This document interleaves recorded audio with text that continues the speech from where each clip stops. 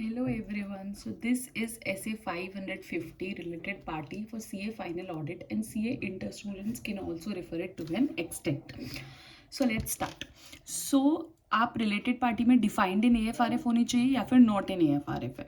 ठीक है, अगर नॉट इन AFRF है पर्सन एंटिटी जो कंट्रोल कर रही है रिपोर्टिंग एंटिटी को डायरेक्टली या इनडायरेक्टली, या रिपोर्टिंग एंटिटी कंट्रोल कर रही है अदर एंटिटी को, कंट्रोल या सिग्निफिकेंट इन्फ्लुएंस है डायरेक्टली या इनडायरेक्टली, या रिपोर्टिंग एंटिटी का कोई कॉमन कंट्रोल है अदर एंटिटी में, या फिर ओनर्स जो है क्लोज फैमिली मेंबर्स हैं, कंट्रोलिंग ओनरशिप है, या कॉमन की मैनेजमेंट है, ये सब रिलेटेड पार्टीज होता है.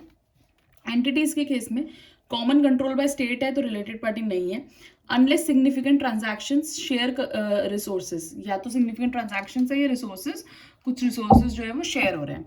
ठीक है, उसके बाद टू एन सिग्निफिकेंट इवेंट तक एक्सटेंड तक. फिर कंट्रोल क्या होता है? More than 51% power to govern financial and operating policies है.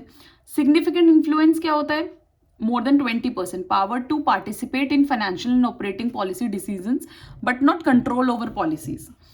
Whether FRF establish accounting and disclosure requirements for related party relationships, transactions and balance देखना है. अगर हाँ है ऐसा तो identify assess और respond करो रोमम को from entities failure to appropriately account for और disclose related party relationships, transactions and balances. अगर नहीं है तो understanding obtain करो related party relationships and transactions की, conclude करो whether financial statement give true and fair view, not misleading. Engagement team discussion in understanding related party relationship include करो suspectability of financial statement to material misstatement.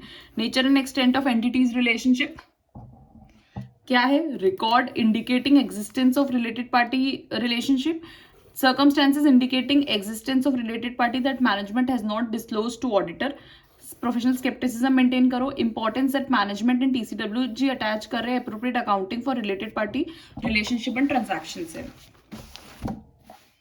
Then कैसे identify करोगे? Previously unidentified या undisclosed कोई related party transaction है तो determine करो circumstances जो confirm कर रहे हैं एग्जिस्टेंस की कोई ऐसी ट्रांजैक्शन है. कम्युनिकेट करो टीम के साथ. रिकंसिडर करो risk for other related party. Request करो मैनेजमेंट को to identify all transactions with newly identified related party. Perform करो more substantive procedures. Non disclosures by management appears intentional है अगर तो इवैल्यूएट करो implications for audit. Identified significant related party transaction outside entities normal course of business. अगर है तो inspect underlying contracts and evaluate करो. Obtain audit evidence that transactions have been appropriately authorized है और approved है. और इस केस में आपको बिजनेस रैशनल देखना है ट्रांजैक्शन का. Terms of transaction consistent with management explanation. Transaction properly accounted देखना है. रिटर्न रिप्रेजेंटेशन है. All related party in transactions are disclose to auditor. All such transactions properly accounted for and disclosed in financial statement है. ठीक है, communicate क्या करना है आपको TCWG से? कोई सिग्निफिकेंट मैटर्स है arising during audit in connection with entities related party है. कोई डॉक्यूमेंटेशन है names of related party or nature and transaction with related party. So this is about related party. I hope you like it. If you find it helpful, please like, share and subscribe. Thank you.